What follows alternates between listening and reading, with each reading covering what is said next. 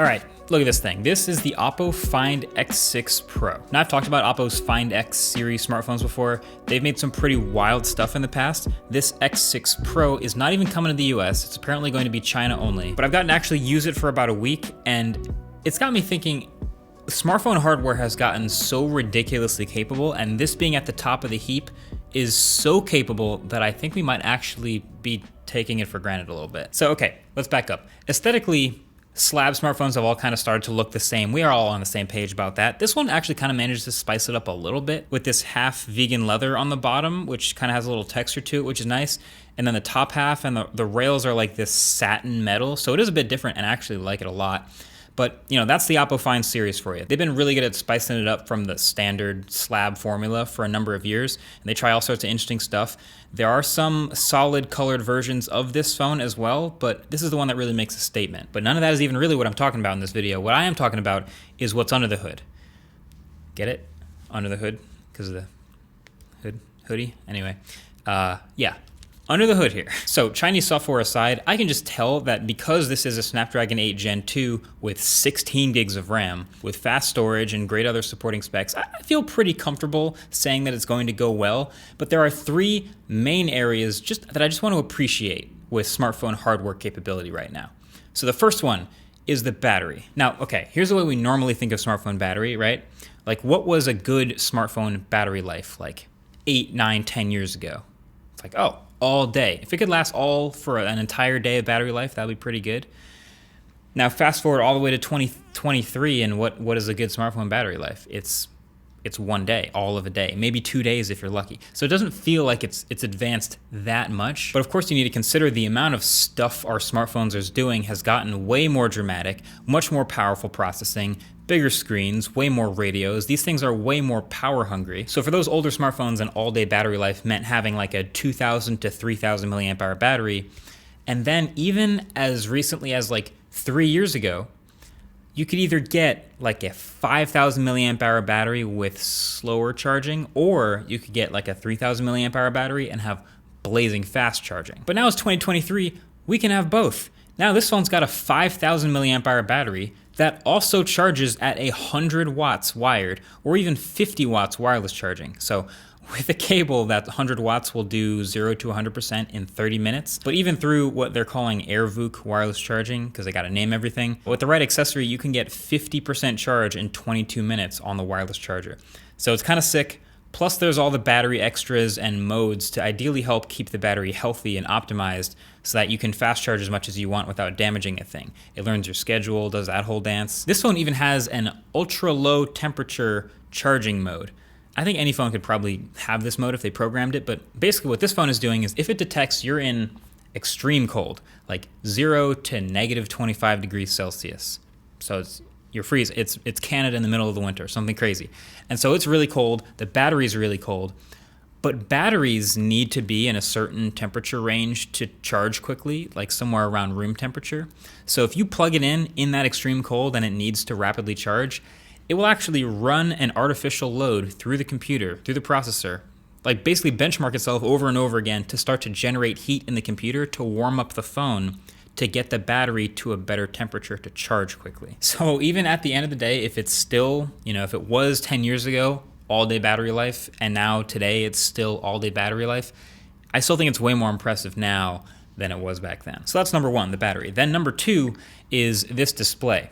So, watching this through a compression through a website on YouTube video and then on the screen of your phone, you won't be able to tell how awesome this screen is. Like, you'll just see another phone with thin bezels and some slightly curved edges and a hole punch cutout for the selfie camera, looking pretty normal. I remember not that long ago when we were first getting Retina displays in smartphones, we were getting basically right over the 300 pixels per inch, 300 ppi limit where you can't really discern individual pixels anymore. That was back in the iPhone 4S days where it was like a 60 hertz flat LCD, but it was like, oh, it's a Retina display. But this display here in a smartphone, this is a 6.82 inch diagonal with a 3168 by 1440 resolution. That's 510 pixels per inch for anybody counting. Razor sharp, but you can turn it down to 1080p anytime. It's also an AMOLED display with LTPO, so it goes all the way up to 120 hertz and all the way down to 1 hertz when it doesn't need to be moving at all to be efficient, and it has a 240 hertz touch sample rate. It's extremely responsive to the touch, whether it's scrolling or swiping around or gaming. It also has adjustable color settings to get it looking exactly dialed the way you want. And by the way, it has a max peak brightness of 2,500 nits. So there's pretty much no situation, whether it's in the dash of your car or outdoors in direct sunlight, there's no situation where it's not bright enough to be readable, which is dope. All while housing a pretty standard, really quick optical fingerprint sensor and the hole punch camera you saw with the cutout for the selfie camera at the top. Do I wish it was more flat? Yeah, if I was gonna daily this phone, I'd want a more flat display than this, but I mean, this is the Oppo Find X thing. That's what they always do. They try to go a little fancy, a little spicy with the hardware, so I almost give it a pass because I expected that. But this display is world class. It's hard to appreciate on the camera, but if you showed this display or those numbers to people 8-9 years ago, it would be nuts. So that's 2. Then 3 is the camera. I mean, you look at a phone like this and it's pretty clear what the focus is. That's a pun. But the camera system on the backs of these phones has swelled up more and more over the years, especially on the flagships. At this point, it's damn near half the back of the phone. This one is a triple camera setup, so 1 standard, 1 ultra wide, and 1 periscope zoom. Now, those first 2 categories, display and battery, are less software dependent. Like, you can basically brute force your way into having a good one if you just buy a good enough part. Like, you don't need good software to have a great display, just buy a good display. And optimization helps, but like if you buy a huge battery, you'll have a pretty good battery life.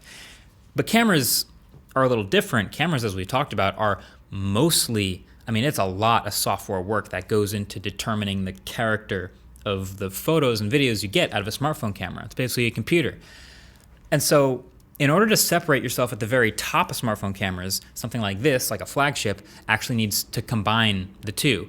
If you want to give your software the best chance of succeeding, you need to give it the best information possible. And so this is trying to do both. So let's not even worry about the megapixel count, but just the sheer size of the sensors in here and their light gathering abilities, and then the quality of the lenses they're able to fit in front of them.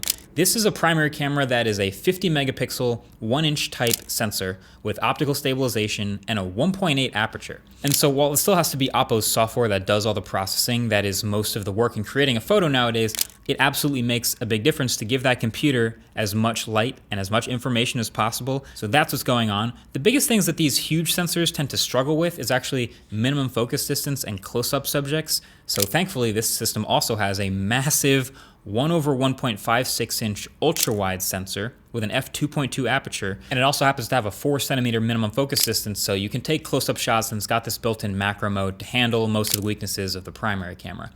And there's a matching, identical actually, large sensor behind the 3x periscope camera. And that one also has an f2.6 aperture. So they are all 50 megapixel cameras. They can also all do a 2x crop and still be very detailed. So that kind of makes it feel like the 1x camera is now a 1x and a 2x, and then the 3x camera is both a 3x and a 6x. But then, you know, Samsung phones will go to the extra mile and also include a 10x camera, which can also crop if you want to. So they'll go like as much zoom versatility as possible. But the point is, yeah, we're throwing hardware at it now, and it works. It's important still. Camera systems like this were just kind of not on the radar a few years ago, especially because designs wouldn't really allow it. Like, we just kind of got used to gigantic bumps on the back of phones. So the downside, or maybe upside, depending on how you see it, is phones today just have bigger and bigger camera bumps on the back to house all these massive sensors and big optics. But this one, I actually don't really mind. Maybe you feel the same way. They've embraced the Hasselblad branding, obviously.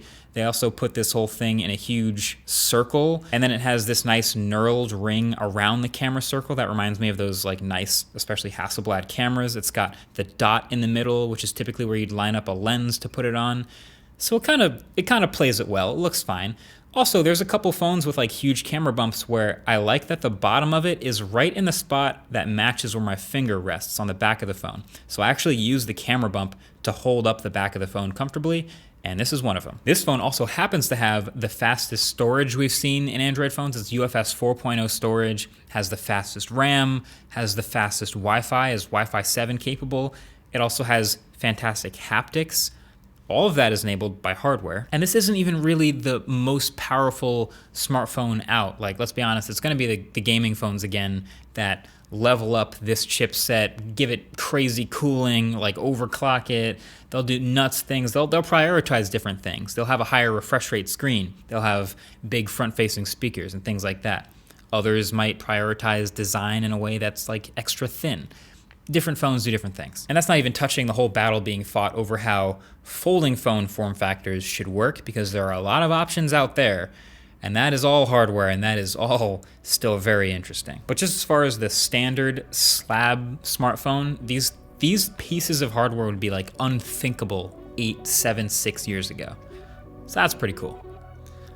Thanks for watching. Catch you guys in the next one. Peace.